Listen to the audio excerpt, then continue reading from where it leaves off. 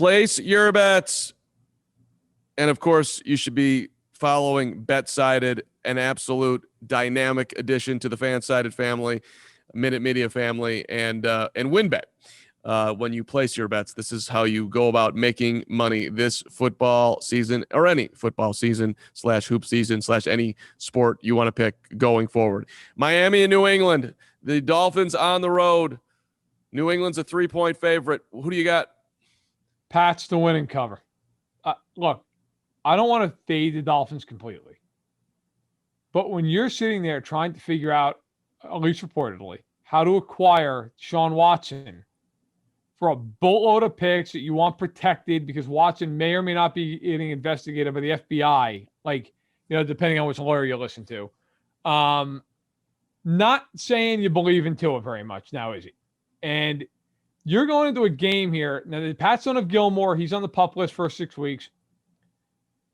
J.C. Jackson's a really, really good corner. That front is a lot better than it was last year. They get guys back. Donta Hightower comes back from the COVID opt-out list. They add Matthew Judon, who I think was the one addition I loved this offseason for them was Judon. So that's a good front. Meanwhile, the Dolphins' offensive line, Austin Jackson's been terrible at left tackle since they took him in the first round last year. He's now on the COVID list. It's unclear if he's going to play. I do not love Tua in this spot against Belichick. There you go. Don't love it. Don't love it. And look, I don't love Mac Jones against Flores in this spot either. But I think it's an ugly, low-scoring game. If you're into the over-under, I take the under. I think it's a game. It's like 20 to 16, something like that. I just think in the end, Belichick against Tua, give me Belichick at home in this spot. So that's all I needed to look at here. Okay, so by the way, the word on Tua from multiple perspectives is that he looks a whole lot better. But he ain't going to look better against Belichick in week one if in the history of a quarterback or a coach is going to scheme for somebody. And I'm not betting on – I'm not saying Tua can't turn it around at some point this season, although I'm still fading him big time. But I'm not – I got to go with New England in week one. Let's go to the Steelers on the road at Buffalo. The Bills nearly a touchdown favorite as we speak right now, 6.5 points. Any chance you're taking the Steelers to at least cover? Yeah, I am taking the Steelers cover. I think Buffalo will win. I think Buffalo will win the game. But Pittsburgh's defense is still really good. Now I'm assuming that they'll figure it out and TJ Watt's going to play in this game. They're still a very good defensive unit, very well coached. Here's the other part of this. Matt Canada is an offensive coordinator in Pittsburgh. A lot more motion, pre-snap, all that stuff. The Steelers' offensive line stinks, or at least on paper it stinks. You have to see it. But Buffalo's defensive line, until they show me anything, they're not a great unit either. I think the way you're going to take advantage of Pittsburgh is just run them over at the line of scrimmage. I don't know if Buffalo can do that. We shall see. But new offense, maybe it takes the Bills a little bit to adjust. I think this game is like a 24-20 type of game. Maybe it's a little higher score. Maybe it's 27-23, somewhere in that range. I think Buffalo wins at home. I think the Steelers will cover. 6.5 is a lot of points. That's a lot of points against a good team. And Pittsburgh, while I do think they're down, I still think they're a quality football team. Yeah, look, Buffalo's just the better team, and they got them last year. I expect the Bills to be better this year. I don't love listen, Josh Allen have his hands full here with TJ and even Minkah Fitzpatrick. Let's throw him in there as well. It's not going to be an easy day, but I'll take the Bills to win. I'll take them to cover. 6.5 feels like a lot, but we're talking about a touchdown. No problem. Let's go. I got you, Buffalo. Start off the season the way you need to start off the season. Stamp it. The Bills are for real. Seattle, 2.5 point favorite on the road at Indy's. Been an interesting Carson Wentz of an offseason over there in Indianapolis, to say the least. Who do you got? Yeah, man, I'm not a big fan at all of Indianapolis right now. Not at all. Not even remotely. I don't understand how people could sit there and look at Indianapolis and feel good.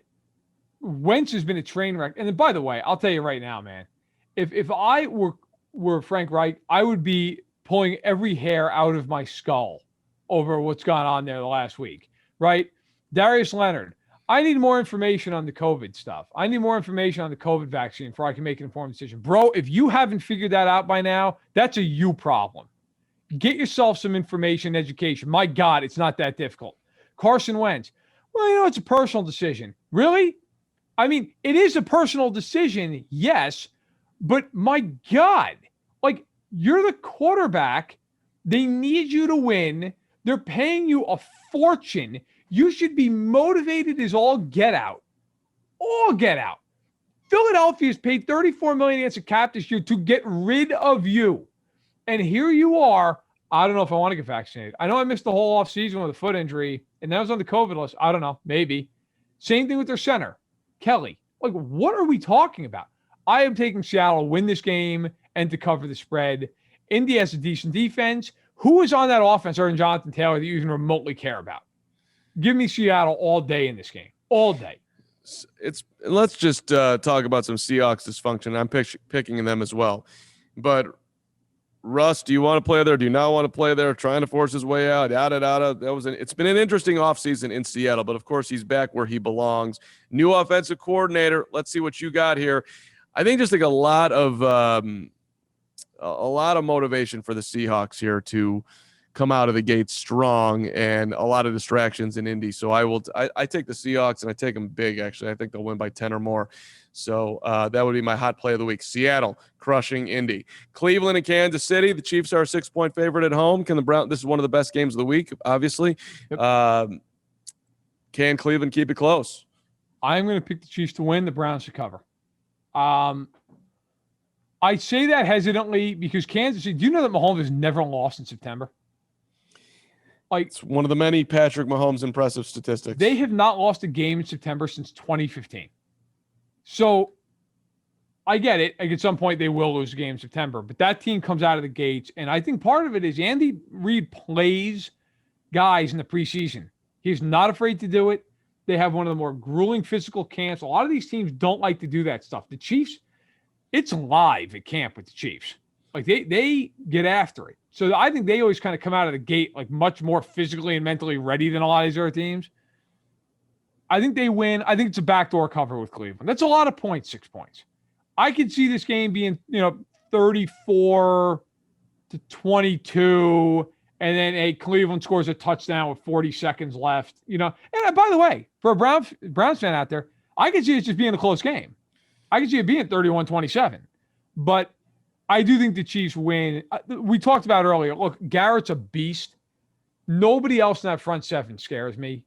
And I just think in the end, they got a lot of new parts in the secondary. It's more talented, but it's a lot of new parts. I don't know how healthy Beckham is offensively coming off the torn ACL. I think the Chiefs win the game. But I think the Browns will cover. I mean, you got some safeties. John Johnson, you got Ronnie Harrison, you got Jadeveon Clowney. Grant Delpit. Yep, who we mentioned all the way back. You didn't beat him when Mahomes was concussed. You're not winning week one. Sorry. And again, 6.5 might seem like a lot, but it doesn't feel like a lot, or 6 rather, doesn't feel like a lot to me. I'll take Kansas City to come out strong in week 1, 2021. A lot of chalk here going on today. Green Bay, 4.5 point favorite at New Orleans. The game's being played in Jacksonville for the record. Yes. Now this is interesting. Who wants to fade the Packers? Anybody? As in you? I'm taking the Packers to win and to cover. But I got to tell you, if there's one game on this sheet that I can see the underdog pulling it and winning the game, it's New Orleans. The Packers, man, I love the team mostly because of Rodgers and Devontae Adams. But, man, the Saints can play good defense. They can put Lattimore on Adams. And they're going to run the hell out of the football. The Saints in fact, you know what? I'm gonna change one part of the pick. I think the Saints will cover the 4.5. I do think the Packers win close. And if this game was in the Superdome, I would have picked the Saints outright to win the game. I don't trust Jameis. That's the bottom line. That's why I won't pick him to win. He doesn't have any weapons to throw to. He scares the hell out of me with the turnovers. But man, the Saints are still a good team. They're better than people realize, and I think they'll show that a little bit. But Jameis against Aaron Rodgers, I got to pick Rodgers to win, even though I do think it'll be a good game. I think we're going for all the drama in Green Bay. They start off slow all the time. I'm actually higher on Jameis than you, so I will take New Orleans to win Week 1. The drama will build. The Packers will be like 1-3, and then they'll start rolling. Somehow, some way, I don't know, something will flip for Aaron and company. But it's been the off seasons of off seasons in Green Bay, and even though there's part of me that thinks like if things go south in Green Bay, like Aaron's going to just check out.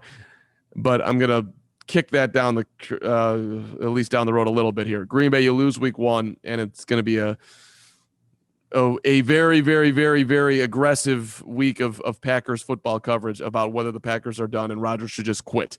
All right, Bears and Rams Sunday night. The Rams are now a 7.5-point favorite. That keeps ticking up as money is coming in on Stafford and company. Oh, God. This one's easy to me. The Rams. The Rams win, cover.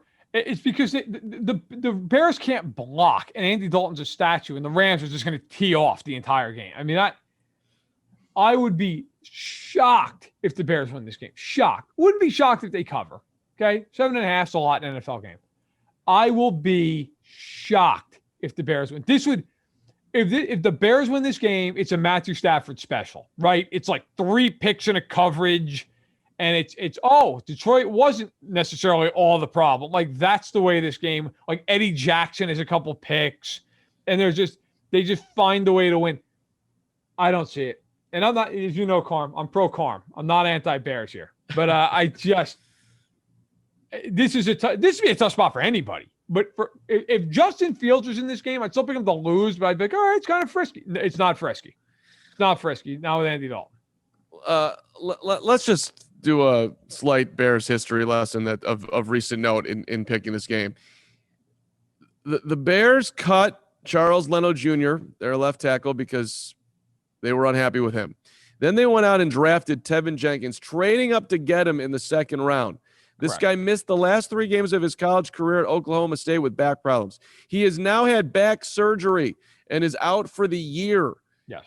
What do the Bears do? They call up 39-year-old Jason Peters, who was on a fishing boat on a creek in his home in Texas, and Juan Castillo, the Bears offensive line coach, calls him up because he knew him in Philly and said, "Hey, Jason, you want to come back?" So there we've got a 39-year-old who was fishing and retired because the rookie that they drafted needed back surgery, and they cut a guy in Leno who wasn't great but wasn't terrible either. Wow. Way to go, Ryan Pace, Bears general manager. You are hitting on all cylinders, buddy. I'll say this now because it's post-draft and it doesn't matter, but I was told pre-draft by a talent evaluator around the league. You know, there was a lot of talk about how great the offensive tackle class was, and I had somebody say, look, it might be, but there's a lot of concern about arm length around the league. There's also a lot of concern with some of these guys about their medicals. Well, and I want to be clear, Tevin Jenkins was not specifically brought up, but obviously is one of the guys as he was dealing with an injury when he was coming out of college. So now he could go on to have a Hall of Fame career, but he's dealing with a back injury and a surgery that's going to keep him out for the whole season. You're not having a Hall of Fame career when you have a back surgery before you play your first NFL game. Is there anybody in the history of the league that's ever done that? Off the top of your incredible. Yeah. I doubt it.